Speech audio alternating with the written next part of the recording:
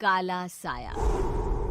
यूं तो बनारस घाट अपनी खूबसूरती के लिए बहुत प्रचलित है, पर घाट के किनारे कई राज लिए बैठे हैं।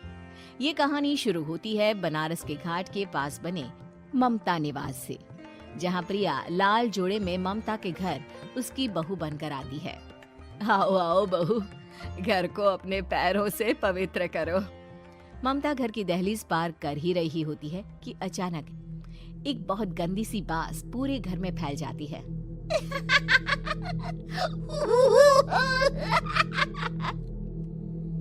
ये बदबू और ये आवाजें, ये कौन हंस रहा है माँ?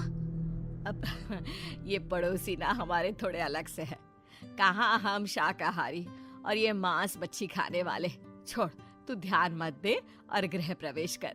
और हाँ बहू, अपनी सास की एक बात हमेशा याद रखना, इन पड़ोसियों से तो कभी बात नहीं करेगी। अच्छे लोग नहीं है ये। अपनी सास की ये बात मानेगी ना बेटा? हाँ माँ, जो आपकी मर्जी, मैं उनसे बात नहीं करूंगी। अगले दिन प्रिया अपनी पहली रसोई बनाने रसोई घर में जाती है। ये छोकी बात तो नाक में जा रही है। एक काम करती हूँ, खिड़की खोल देती हूँ।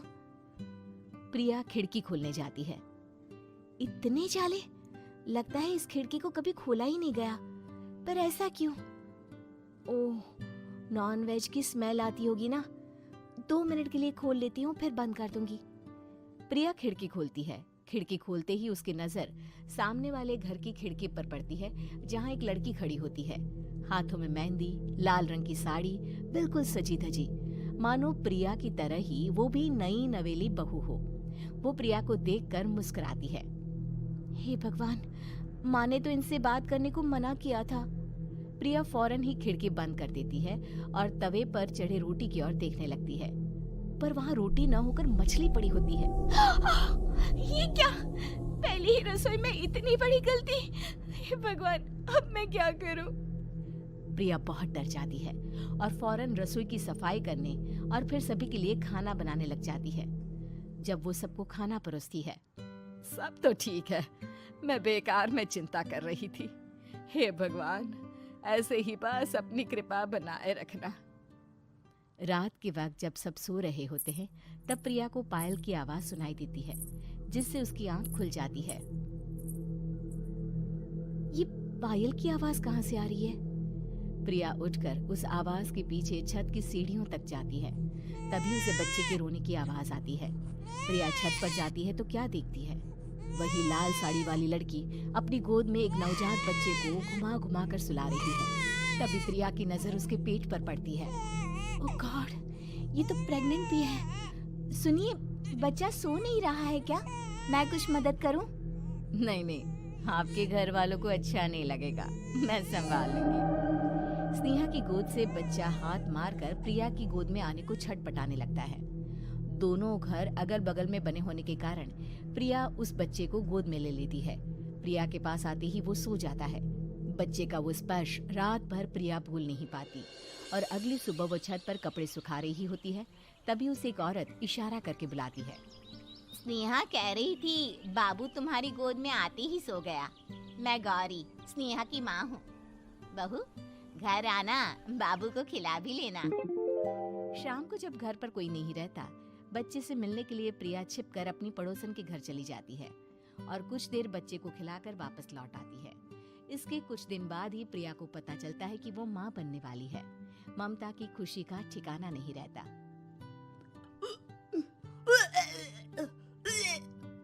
माँ जी, पता नहीं क्यों उल्टी आ रही है। प्रिया भागती हुई वॉशरूम में जाती है तो हरे और लाल रंग की उल्टी करती है। उस उल्टी में से कीड़े निकलते हैं। ये क्या? खून और ये कीड़े! माँ! माँ! प्रिया की आवाज सुनकर ममता दौड़ कर आती है, पर बेसिन में कुछ नहीं होता। प्रिया हक्की बक्की रह जाती है।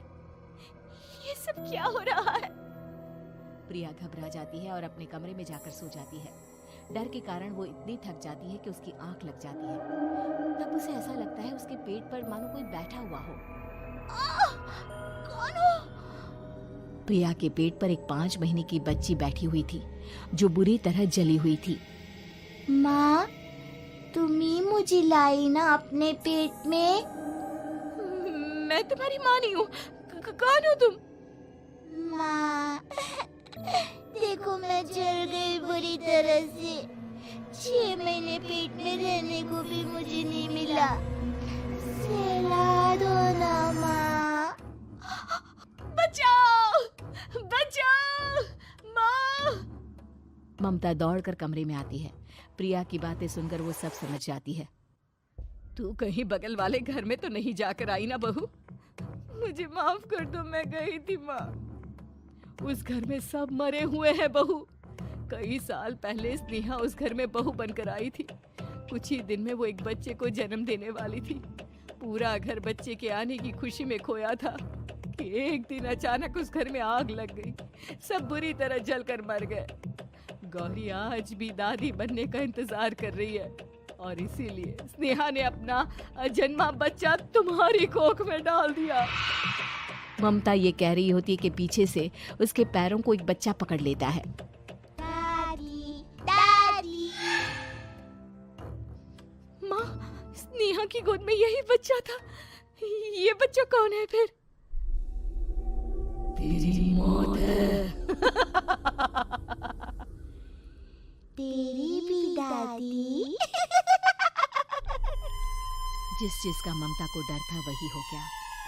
ममता निवास के ऊपर मौत ने चादर बिछा दी थी। प्रिया का पेट ऐसे बढ़ जाता है मानो 9 महीने का हो। 2 हाथ उसके पेट से बाहर निकलते हैं। बहू, संतोष को फोन कर, किसी पंडित जी को बुला बहू। प्रिया का पति भागता हुआ घर आता है। ये तो होना ही था माँ। तेरा पाप तेरे सामने आ गया तो तू सह नहीं पा रही है। स्नेहा घर में आग लगी नहीं थी, माँ ने लगाई थी, प्रॉपर्टी की लालच में। और वो बच्चा मेरी पहली पत्नी का बच्चा है, मेरा बेटा, जो कि उस आग की चपेट का शिकार हो गया था। मैंने तुमसे ये सब माँ के कहने पर छुपाया था। मुझे माफ कर दो प्रिया। तुम अगर चाहो तो यहाँ से जा सकती हो। मैं तुम्हें किसी भी बंधन में रखना नहीं चाहता। मेरी शादी हुई है आपसे, मैं आपको छोड़ नहीं सकती, पर उससे पहले हमें स्नेहा, उसकी माँ और बच्चे की आत्मा की शांति करवानी होगी। संतोष और ममता गौरी के घर जाते हैं। अंदर सब कुछ जला हुआ होता है। जमीन पर जली हुई लाशें बिखरी हुई थी। ममता रो रो कर अपनी करने की माफी गौरी से मांगती है। प्रिया स्नेहा के घर वालों का अंतिम संस्कार करवा देती है और ममता निवास फिर से आत्माओं के साए से मुक्त हो जाता है।